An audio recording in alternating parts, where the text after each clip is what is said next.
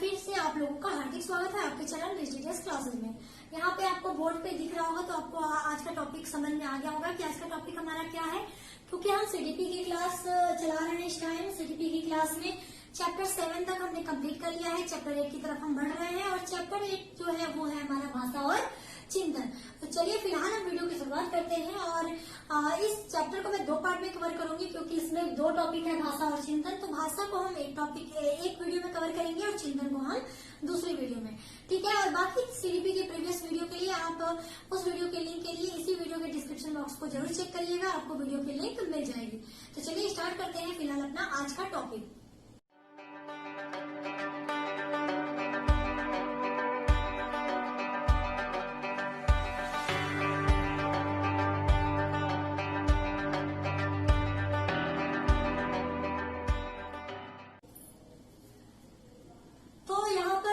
आप देख सकते हैं बोर्ड पे हमारा टॉपिक क्या है, भाषा और चिंतन, ठीक है। चैप्टर हमारा भाषा और चिंतन है। तो हमने कहा कि इसको हम 2 पार्ट में कवर करेंगे। तो आज जो हमारा टॉपिक रहेगा वो केवल भाषा से रिलेटेड रहेगा।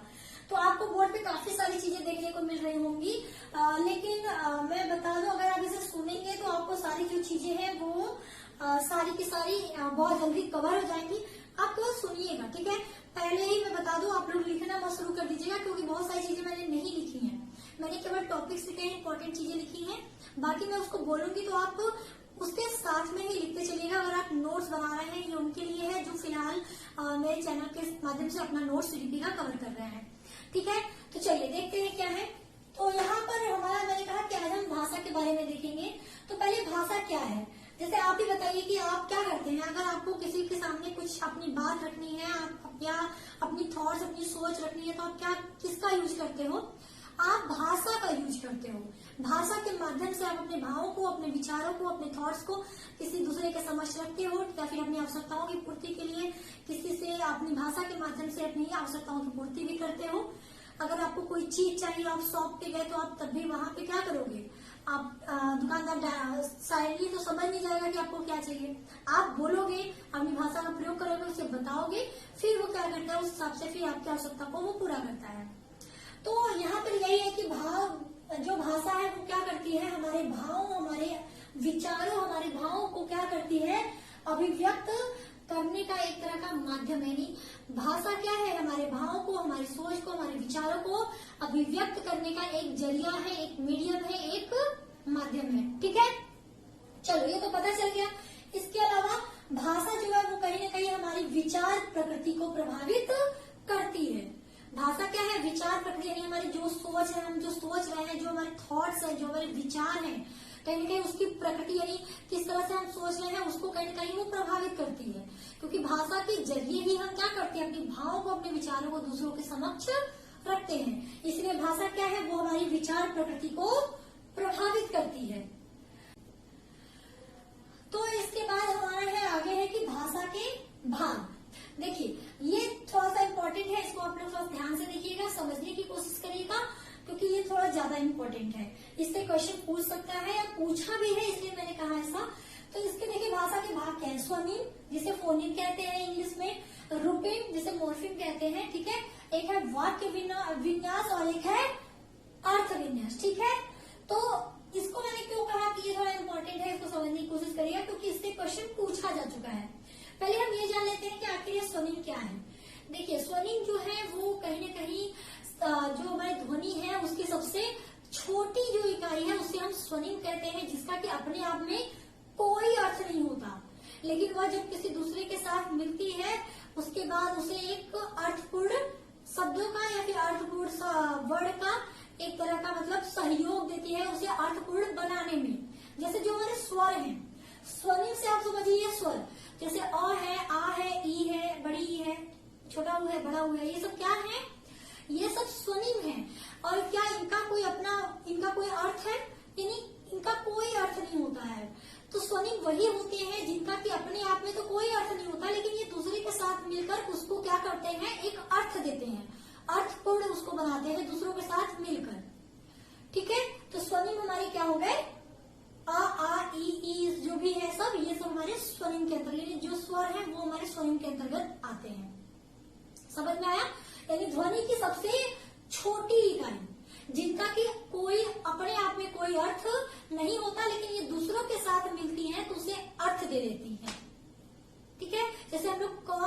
होती है। जैसे हमने कमल बोला तो क में भी अ लगा हुआ है, अ स्वर लगा हुआ है, तो म में भी अ स्वर लगा है, तो ये कमल जो है, कमल शब्द में स्वनिम जो है वो उसको एक अर्थ दे रही है, उसके साथ वो मिल जाती है। तो स्वनिम वही है जिसका कि कोई अपना अर्थ नहीं होता और ये ध्वनि की सबसे छोटी इकाई होती है। तो ये तो हमारा हो गया स्वनिम। क्वेश्चन इससे नहीं पूछता है, क्वेश्चन आपका पूछता है वाक्य विन्यास और अर्थ विन्यास से। तो इसको वही मैं बताऊंगी और क्वेश्चन भी बताऊंगी किस तरह से पूछ सकता है। अब बात कर लेते हैं रूटीन की। तो रूटीन क्या है? ये वाक्य की सार्थक लघुत्तम इकाई है, यानी जो शब्द है हमारे, ठीक है, जो शब्द है हमारे वो हमारे रूटीन के अंतर्गत आते हैं। किसी भी वाक्य की कोई सार्थक लघुत्तम इकाई जो होती है, ये सबसे छोटी इकाई, तो जैसे आंख, नाक, कमल, राम, श्याम, ये सब क्या है? ये सब रूपी में। जैसे राम पढ़ने जा रहे हैं, इसमें जो राम शब्द है वो राम शब्द क्या है? ये इस वाक्य की सबसे छोटी इकाई के रूप में है, यानी एक प्रॉपर जो शब्द है वो रूपीन के अंतर्गत आता है। ठीक है। अब आते हैं वाक्य विन्यास। तो वाक्य विन्यास का मतलब समझिए। वाक्य का मतलब आपको सेंटेंस आपको पता है क्या होता है। इनका मतलब क्या है वाक्य विन्यास का? जैसे आप कोई भी लाइन बोलते हो, कोई भी वाक्य बोलते हो, तो उसमें क्या क्या चीजें होती है? उसमें कर्ता होता है आपका, यानी आपका जो सब्जेक्ट यानी नाउन होता है, आपका क्रिया होता है यानी आपके वर्ब्स, इसके अलावा आपके कर्म यानी ऑब्जेक्ट, ठीक है, ये सारी चीजें होती हैं। तो इनका ये कहना है वाक्य विन्यास का कि जो भाषा के जो नियम है वो कहीं न कहीं इस वाक्य विन्यास के अंतर्गत आता है, यानी जो भी भाषा का जो नियम है इसी वाक्य विन्यास के अंतर्गत आता है। वाक्य विन्यास में हम क्या करते हैं? वाक्य विन्यास के अंतर्गत जब हम किसी वाक्य की रचना करते हैं तो उसमें कर्ता होता है, क्रिया होता है, कर्म होता है। तो इनका ये कहना है कि इनका एक अपना स्थान होता है वाक्य में और उनको उसी स्थान पर रखना चाहिए, तभी वो वाक्य जो होगा वो एक अर्थपूर्ण वाक्य होगा, यानी एक उचित वाक्य होगा। जैसे इसका मतलब आप एग्जाम्पल से समझिए। जैसे हमने मान लिया कि मैं खाना खाकर ही जाऊंगा, ठीक है, मैं खाना खाकर ही जाऊंगा, फिर जाऊंगा मैं खाना खाकर, ठीक है, एक ये हो गया, एक पहले लाइन में मैं खाना खाकर ही जाऊंगा, जाऊंगा मैं खाना खाकर ही, ठीक है। आपने देखा दोनों में सेम चीजें, आप कर्ता भी है, कर्म भी है, क्रिया भी है, ठीक है, सब कुछ है, लेकिन दोनों ही वाक्य में डिफरेंस क्या है? मैं खाना खाकर ही जाऊंगा में कर्ता का, क्रिया का, कर्म का एक अपना उचित स्थान है, लेकिन जो दूसरा वाक्य है मैं जाऊंगा मैं खाना खाकर ही, इसमें सेम शब्द है, सबका अपना अर्थ है, लेकिन क्या है कि जो कर्ता भी है, कर्म भी है, क्रिया भी है, लेकिन जो स्थान है कर्ता, क्रिया, कर्म का वो कहीं न कहीं डिसबैलेंस है, अनबैलेंस्ड है, ठीक है, यानी जहां पे उसका स्थान होना चाहिए उस स्थान पर वो नहीं है। तो इसीलिए ये जो वाक्य होगा ये उचित वाक्य नहीं होगा। जाऊंगा मैं खाना खाकर is not a good sentence, मतलब ये क्या है, एक प्रॉपर या उचित वाक्य नहीं है। जबकि मैं खाना खाकर ही जाऊंगा, ठीक है, मैं खाना खाकर ही जाऊंगा, मैं खाना खाकर ही, दोनों वाक्य जो है उन दोनों वाक्य में से हमारा जो सही वाक्य होगा, उचित वाक्य होगा, वो होगा कि मैं खाना खाकर ही जाऊंगा। समझ में आया? यानी इनका अगर आपसे पूछे, आपको कुछ इस तरह का वाक्य दे दे, ठीक है, आपको ऑप्शन में इस तरह से पूछ सकता है, आपको कोई सेंटेंस देके पूछ सकता है कि इसका उचित वाक्य विन्यास क्या होगा, इस तरह से पूछ सकता है। आपको डिसबैलेंस यानी हो सकता है इस तरह से वाक्य दे दे कि कर्ता अलग है, कर्म को अपने अपने स्थान से हटा के उसे डिसबैलेंस कर दे, पूछे कि इसका उचित वाक्य विन्यास क्या होगा। यानी वाक्य ऐसा हो जिसमें कि कर्ता का, क्रिया का, कर्म का एक उचित स्थान हो, तभी वो वाक्य क्या कहलाएगा, एक उचित वाक्य कहलाएगा। इसीलिए कहा गया है कि भाषा का जो नियम है इसी वाक्य विन्यास के अंतर्गत आता है। और वाक्य विन्यास का नियम क्या है कि कर्ता का, क्रिया का, कर्म का, इन सब का एक अपना प्रॉपर स्थान होता है और उन शब्दों को उन्हीं के प्रॉपर स्थान पर रखने पर ही हमको क्या होगा, एक उचित वाक्य मिलेगा। ठीक है। अब बात करते हैं अर्थ विन्यास की। अगर आपको ये वीडियो समझ में आ रही तो आपको पता है कि आपको क्या करना है। मैं बार बार आप लोगों से रिक्वेस्ट करती हूँ कि प्लीज वीडियो को लाइक कर दिया करिए और कमेंट करके बताया करिए, और शेयर तो बिल्कुल क्या करिए ताकि ज्यादा से ज्यादा लोग जुड़ सके, और चैनल को सब्सक्राइब भी किया करें साथ में। ठीक है, चलिए देख लेते हैं आगे हमारा अर्थ विन्यास क्या है। तो अभी ये वाक्य विन्यास आपने समझ लिया। अब अर्थ विन्यास में देखिए, अर्थ में आता है एक अर्थ, यानी आपके पास कोई वाक्य है, ठीक है, इसको आप इस तरह समझिए कि आपके पास कोई वाक्य है। जैसे मैंने बोल दिया मैं चाय पीती हूँ, ठीक है, मैं चाय पीती हूँ, मैं करता हूँ, ठीक है, तो यहाँ पे कर्ता का भी पोजीशन सही है, कर्म का भी पोजीशन सही है और क्रिया का भी पोजीशन सही है, यानी इनका एक अपना उचित स्थान है, तो एक अच्छा वाक्य माना जाएगा, ठीक है, एक उचित वाक्य माना जाएगा। मैं चाय खाती हूँ, इसमें भी क्रिया है, क्रिया अपनी जगह पर है, इसमें भी कर्म है और इसमें भी कर्ता है, दोनों में है ना, खाना भी क्रिया है, पीना भी क्रिया है। मैं चाय खाती हूँ, मैं चाय पीती हूँ, आपको आपके हिसाब से क्या लग रहा है, कौन सा वाक्य ज्यादा उचित है? आप बोलेंगे मैं चाय पीती हूँ, क्योंकि चाय को खाया नहीं जा सकता। तो अर्थ विन्यास का मतलब यही है कि जब वाक्य में दिए गए जो हमारे जो वाक्य दिया गया है उसमें जो सभी शब्द हो वो अर्थपूर्ण हो, कर्ता क्रिया कर्म जो भी है, लेकिन उस वाक्य का एक अपना प्रॉपर अर्थ निकले। मैं चाय खाती हूँ एक उचित वाक्य नहीं होगा, क्योंकि इसका अर्थ गलत है, क्योंकि चाय को हम पीते हैं, खाते नहीं है। मैं रोटी पीती हूँ, तो रोटी को हम खाते हैं, तो वो गलत हो जाएगा। मैं रोटी खाती हूँ, रोटी पीती हूँ, तो रोटी पीना गलत है, रोटी खाना सही है, क्योंकि रोटी को खाया जाता है। तो इसलिए आप क्या कहेंगे कि जब वाक्य में जो सभी शब्द दिए गए हैं, अगर उन सभी शब्दों का कोई अर्थ हो, यानी सारे शब्द कैसे हो, अर्थपूर्ण हो, तो वाक्य कहलाएगा अर्थ अविन्यास के नियम को वो फॉलो करे, यानी वो वाक्य कैसा होगा, वो उचित वाक्य होगा। समझ में आ गया? इस पे मैंने इसलिए इसको जोड़ दिया क्योंकि परीक्षा में इससे रिलेटेड क्वेश्चन आपसे पूछे जा चुके हैं सीटेट के। चलिए अब बात कर लेते हैं कुछ और कि भाषा सीखने के विभिन्न साधन क्या है। अब इस पे ज्यादा हम फोकस नहीं करेंगे, केवल बता देते हैं कि भाषा आप कहाँ कहाँ से सीख सकते हैं। एक तो आप कहानी सुनते हो तब भी आपका भाषा प्रोग्रेस होता है। जब आप अलग अलग तरह की कहानियां सुनते हो तो अलग अलग तरह के शब्द सुनने को मिलते हैं, तो वो हम सीखते हैं, तो हमारी भाषा की जो है वो हमारी स्ट्रांग होती है। तो भाषा का विकास कहीं कहीं कहानी सुनने से हो सकता है। एक है प्रश्नोत्तर के द्वारा। जब बच्चा जो होता है वो बहुत ज्यादा ही जिज्ञासु प्रवृत्ति होता है, तो वो अपने पेरेंट्स से, अपने गार्जियन से, अपने घर वालों से, दोस्तों से, ठीक है, अलग अलग तरह के क्वेश्चन पूछ सकता है, तो उस तरह से फिर उसे उत्तर भी मिलते हैं। तो प्रश्न और उत्तर जो है वो कहीं न कहीं बच्चे को नई नई भाषा सीखने में मदद करता है। जो बताता है वो अलग अलग तरह से बता सकता है, अपनी भाषा का प्रॉपर उपयोग करके उसे बता सकता है। तो बच्चा भी क्या है, कहीं न कहीं भाषा को एब्जॉर्ब कर रहा है, नई नई भाषा सीख रहा है, तो भाषा का एक जो है कहीं न कहीं सीखता है, तो वो प्रश्नोत्तर के माध्यम से भी सीख सकता है। एक है अनुकरण करके। बच्चा जब घर में रहता है तो उसके घर वाले किस तरह से बात कर रहे हैं, उनके लैंग्वेज कैसे, उनका बोलने का लहजा कैसा है, तो इन सब का भी बच्चों के ऊपर प्रभाव पड़ता है। वो उसी के हिसाब से अनुकरण करते हैं, उनका नकल करके उस तरह से ही भाषा का, अपने अंदर भाषा का विकास करते हैं। तो भाषा सीखने में कहीं न कहीं अनुकरण भी बहुत ज्यादा एक इम्पोर्टेंट साधन माना गया है। इसके अलावा सबसे अगर हम बात करें तो बातचीत यानी कन्वर्सेशन जो है वो बहुत ज्यादा इम्पोर्टेंट भूमिका निभाता है भाषा को सीखने में। जब हम किसी दूसरे से कन्वो करते हैं, कन्वर्सेशन करते हैं, तो हमको उसकी जो लैंग्वेज हो सकती है अलग है, तो हम उसकी तरह जो नई नई लैंग्वेज है उसको भी हम सीख सकते हैं। तो कन्वर्सेशन हमेशा इम्पोर्टेंट रहा है भाषा को सीखने में। तो एक तो हमारा ये हो गया। तो ये विभिन्न साधन है भाषा को सीखने में, विभिन्न मीडियम जरिया कि कहाँ से आप भाषाओं को सीख सकते हैं। ठीक है, चलो इसको हम लोग थोड़ा लेट में डिस्कस करेंगे क्योंकि ये बहुत इम्पोर्टेंट है, ये बहुत इम्पोर्टेंट है। इसमें मैंने कुछ लाइनें लिखी है, जो किसी का कथन लिखा हुआ है, जो कि एग्जाम के हिसाब से बहुत ज्यादा इम्पोर्टेंट है, पूछ सकता है। लेकिन उससे पहले चलिए हम इसके सिद्धांतों को देख लेते हैं, फिर हम आएंगे इस पर। ठीक है, तो यहाँ पर सिद्धांत अगर देखें तो सिद्धांत में आपके एक बेंड्यूरा का सिद्धांत है, परिपक्वता का सिद्धांत है, अनुबंधन यानी साहचर्य का सिद्धांत है, अनुकरण का सिद्धांत है और चौमस्की की भाषा अर्जित करने का सिद्धांत है। 5 सिद्धांत है। तो हम एक एक सिद्धांत को देख लेते हैं। इसको आप सुनिएगा, समझिएगा, फिर उसके हिसाब से फिर हर के अंतर्गत हर जो सिद्धांत है उसके अंतर्गत उस चीज को आप लिखिएगा अगर आप नोट्स बना रहे हैं तो। क्योंकि मैंने सारी चीजें लिखी नहीं है, मैं उसको बताऊंगी, आप उसको सुनिएगा पहले।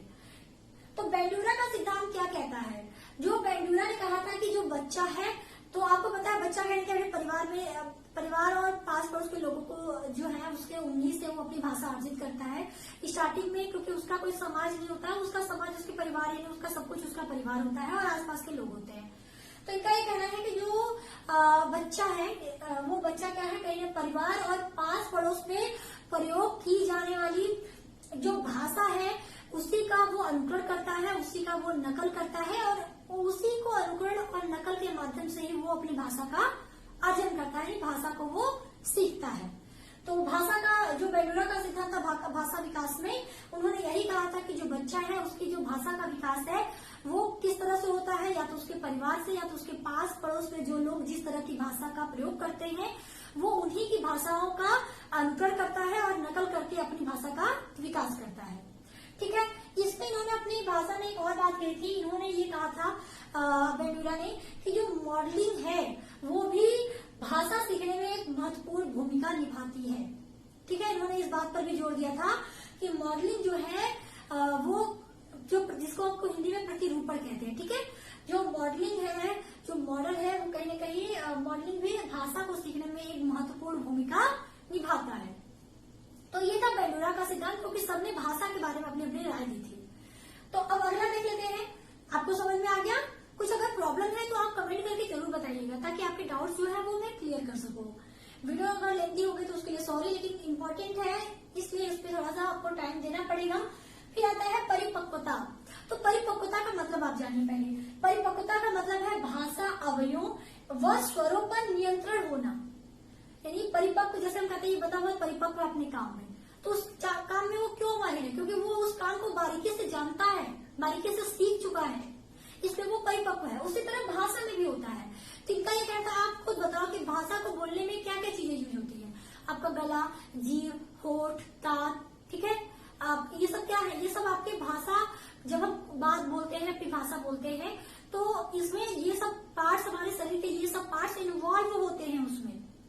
तो इनका ये कहना था कि जब अपने स्वर यंत्रों पर, जो हमारे ये सब है, होठ, गला, ये आपके कंठ, तालु, दांत, जीभ, ठीक है, ये सब पे जब हमारा, यानी हमारे जब स्वर यंत्रों पर हमारा कंट्रोल हो जाता है, तो हमारा जब इन सारे जब अंगों पर हमारा, यानी स्वर यंत्रों पर जब हमारा कंट्रोल हो जाता है, तो हम क्या करते हैं, हम जो है वो परिपक्व हो जाते हैं भाषा बोलने में। उस भाषा का, यानी हमारे अंदर परिपक्वता आ जाती है। तो परिपक्वता सिद्धांत के अंतर्गत इन्होंने केवल यही कहा है कि जब हमारे स्वर यंत्रों पर हमारा नियंत्रण हो जाता है, तब हमारी जो भाषा पर परिपक्वता है वो बढ़ जाती है, यानी भाषा पर नियंत्रण हमारा बढ़ जाता है। यानी भाषा के प्रति जो परिपक्वता है इंसान की, वो कहीं न कहीं ज्यादा हो जाती है, और भाषा का विकास कहीं न कहीं उसके जो है वो परिपक्वता पर ही निर्भर करता है कि बच्चे के अंदर कोई कमी तो नहीं है, बच्चा क्या अपने सारे स्वर यंत्रों पर कंट्रोल कर पाया है, क्या वो सही से उच्चारण कर रहा है। जब वो सही से कर रहा है तो उसके वो अलग अलग तरह की जो भाषाएं हैं उसको वो बोल सकता है, स्वरों को बोल सकता है, उसके उच्चारण को बोल सकता है। तो सिंपल सी बात है कि वो परिपक्व हो गया, उसकी भाषा का विकास हो गया। ठीक है, तो परिपक्वता के अंतर्गत यही है। अब बात कर लेते हैं अनुबंधन या साहचर्य का सिद्धांत। तो इसके अंतर्गत इन्होंने कहा है कि आप, जैसे हम कोई बच्चा, जैसे आप सस्ता अवस्था की बात कर लीजिए, तो आप अगर एक छोटे से बच्चे की बात करें, तो छोटे से बच्चों को अगर हमको कुछ बताना है, तो अगर हम बिना उसको कुछ दिखाए उसे बता दें कि बेटा बॉल ऐसा ऐसा होता है, बॉल बेटा गोल होता है, इस तरह होता है, उस तरह होता है, दुनिया भर की चीजें हम उसे बिना उसको दिखाए बताने लगे, तो क्या वो सीख जाएगा? बिल्कुल नहीं सीखेगा। तो हम क्या करते हैं, हमको जैसे बॉल बताना है बच्चों को, तो हम उसके समक्ष क्या करते हैं, उनके सामने हम बॉल को रखते हैं, फिर उसे बार बार बताते हैं बॉल है। या फिर उसके घर में जैसे पेरेंट्स क्या करते हैं, जैसे उसकी कोई बड़ी बहन है तो वो क्या कहता है, बेटा दीदी दीदी, उसको सिखाएगा कि दीदी। ठीक है, तो वो बच्चा क्या है, उसको जब भी बच्चा उसको देखेगा, पहले तो उसको बताया जाता है, उसको बार बार रिपीट करवाया जाता है, तो बच्चा क्या करता है, बच्चा उस चीज का अभ्यास करने लगता है। यानी जब उसको उस चीज का अभ्यास हो जाता है बच्चे को, तो जब भी अगर वो व्यक्ति या वो कोई भी वस्तु जिसके बारे में हमने उसे बताया हुआ है, बार बार अभ्यास करा हुआ है, बेटा दीदी, बेटा बॉल, तो जब भी वो चीज हम उसके समक्ष रखेंगे तो वो अपने आप ही क्या करेगा, अपने आप ही उसको वो संबोधित करने लगेगा। अगर जैसे क्या करेगा, जैसे स्टार्टिंग में हमने उससे बताया कि बेटा दीदी है, तो अब उसको दिखा कर हमने बताया, बाद में कभी हम नहीं बता रहे हैं, अगर वो बच्चा सामने, उसकी बहन जो है, उसकी जो दीदी है, अगर उसको सामने भी आ जाती है, तब भी बच्चा उसे दीदी ही बोल रहेगा। तो यहाँ पे अनुबंधन यानी एक तरह का साहचर्य जुड़ गया। तो इसमें इन्होंने यही कहा है कि जब हम किसी वस्तु या व्यक्ति से साहचर्य स्थापित करते हैं, तो बच्चा क्या करता है, जब बच्चा का किसी चीज से जब हम साहचर्य स्थापित कर दिए, एक तरह का उससे बता दिए, तो बच्चा क्या करता है, बताते बताते बच्चे को अभ्यास हो जाता है। और जब अभ्यास हो जाता है तो बच्चे के समक्ष अगर हम उस वस्तु को या उस व्यक्ति को सामने अगर रख दे तो बच्चा क्या करता है, बच्चा खुद ब खुद उसे उस चीज से संबोधित कर देता है। यानी यहाँ पर एक तरह का साहचर्य उत्पन्न होता है, एक तरह का संबंध उत्पन्न होता है जो हम बच्चे को सिखाते हैं। तो इस तरह से बच्चे में कहीं ना कहीं भाषा का विकास हो जाता है। हमने बताया दीदी, बॉल, गाय, छोटे बच्चों को इस तरह सिखाते हैं मूर्त चीजों को दिखा के। तो ये चीज बाद में भी चलती है। पहले बच्चों को उस चीज से संबंध स्थापित करवाओ, उस चीज का अभ्यास कराओ। जब बच्चा उस चीज के बारे में जान ले तो वो बच्चा खुद ब खुद आपके नहीं बताने पर भी उस चीज को उस चीज से संबोधित करने लगता है। तो एक तो हो गया ये साहचर्य का सिद्धांत। अब बात कर लेते हैं अनुकरण का सिद्धांत। इसमें शब्द में ही है अनुकरण। तो इसमें जो जैपनीज सर्ली, कर्टी, वैलेंटाइन आदि जो मनोवैज्ञानिक थे, इन्होंने सीधे सीधे ये कहा कि जो भाषा का विकास है वो अनुकरण के द्वारा ही होता है। बच्चा ये अनुकरण अपने परिवारजनों, अपने मित्रों को देखकर ही करता है। ठीक है, उसके परिवारजन और उसके मित्रगण जो भी है, आस पड़ोस के जो लोग हैं, पास पड़ोस के, वो किस तरह की भाषा का उपयोग करते हैं, उसी के हिसाब से वो उनकी भाषाओं का अनुकरण करता है। ये सिद्धांत कहीं ना कहीं आपके बेंडुला के सिद्धांत से काफी मैच करता है कि इसमें भी बच्चा क्या करता है, अनुकरण करता है। और अनुकरण के माध्यम से जिस तरह का उसे माहौल देखने को मिलता है, जिस तरह की भाषा अपने आसपास देखने को मिलती है, वो उन्हीं का अनुकरण करके उसी तरह की अपने अंदर भी भाषा का विकास करता है। तो ये बहुत इजी है, इसमें ज्यादा कुछ है नहीं। अब बात करते हैं चॉम्स्की के भाषा अर्जित करने का सिद्धांत। तो चॉम्स्की के भाषा अर्जित करने के सिद्धांत में इन्होंने क्या कहा है, पहले ये देख लेते हैं। इन्होंने कहा कि जो बच्चे हैं, ठीक है, तो बच्चों को निश्चित संख्या से निश्चित नियमों का अनुकरण करते हुए वाक्यों का निर्माण करना जो बच्चे हैं वो सीख जाते हैं। इनका ये कहना है कि जैसे आपके पास कुछ निश्चित शब्द हैं, ठीक है, बच्चा क्या करता है, कुछ निश्चित शब्द हैं, उन निश्चित शब्दों से वो क्या करता है, निश्चित नियमों का अनुकरण करके उससे क्या करता है, एक वाक्य बना लेता है। जैसे हमारे पास राम शब्द है, खाना भी शब्द है, राम, खाना, खाकर एक शब्द है, आता एक शब्द है एक शब्द है, ठीक है, 5 शब्द है। जैसे मैं एग्जांपल बता रही हूँ, 5 शब्द आपके पास है। तो बच्चा क्या करता है, वो निश्चित नियम को फॉलो करता है। नियम क्या है, कर्ता कहाँ होना चाहिए, क्रिया कहाँ होना चाहिए, कर्म कहाँ होना चाहिए। तो ये सब नियम अगर उसे पता है तो वो क्या बता देगा, वो निश्चित नियम का अनुकरण करेगा और उससे क्या करेगा, एक वाक्य का निर्माण करना सीख जाएगा। तो इसमें इन्होंने कही कहा है कि बच्चे जो है वो शब्दों की निश्चित संख्या से, जैसे अगर 5 शब्द मैंने अभी बताया तो वो निश्चित नियम के हिसाब से वो बोलेगा कि मैं खाना खाकर आता हूँ। उसके बाद ये शब्द थे, मैं खाना खाकर आता हूँ, उसने एक वाक्य बना दिया कुछ निश्चित शब्दों के माध्यम से। इसमें उसने क्या किया, कुछ निश्चित नियमों का अनुकरण किया। तो चॉम्स्की ने यही कहा था कि जो बच्चे हैं वो शब्दों की निश्चित संख्या से निश्चित नियमों का अनुकरण करके वाक्य का निर्माण करना सीख जाते हैं। और इसके अलावा एक यहाँ पे शब्द आप देख रहे होंगे, जेनरेटिव ग्रामर। तो ये जो निश्चित नियम है, जो चॉम्स्की ने बताया कि ये जो निश्चित नियम है जिसके माध्यम से बच्चा वाक्य का निर्माण करना सीख जाता है, इन्हीं निश्चित नियमों को उन्होंने एक नाम दिया है जिसे कहते हैं जनरेटिव ग्रामर। समझ में आ गया जनरेटिव ग्रामर क्या है? जिन निश्चित नियमों से जो बच्चा है वो वाक्य का निर्माण करना सीख जाता है, वो जो निश्चित नियम है उन्हीं नियमों को चॉम्स्की ने जनरेटिव ग्रामर कहा है। ठीक है, तो ये 5 थे भाषा के सिद्धांत, भाषा विकास के सिद्धांत। उम्मीद करती हूँ आपको समझ में आया होगा। अगर पसंद आया तो वीडियो को लाइक भी कर दीजिएगा और कमेंट करके बताइएगा। अब मैंने कहा था लास्ट में इसको देखेंगे कुछ इंपॉर्टेंट चीजें।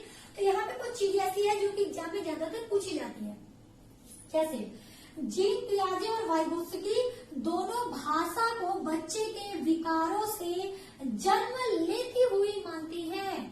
ठीक है, जन्म लेती हुई मानती है। कहाँ से? भाषा को बच्चे के विचारों से जन्म लेती हुई मानती है। ये इम्पोर्टेंट है, इसको आप याद रखिएगा, ये सारी चीजें इम्पोर्टेंट हैं। दोनों ने, जीन पियाजे और वाइगोत्स्की ने, दोनों ने भाषा को कैसा माना है? भाषा को बच्चे के विचारों से जन्म लेती हुई माना है कि भाषा जो है बच्चे के किस तरह के विचार है उसी से वो जन्म लेता है।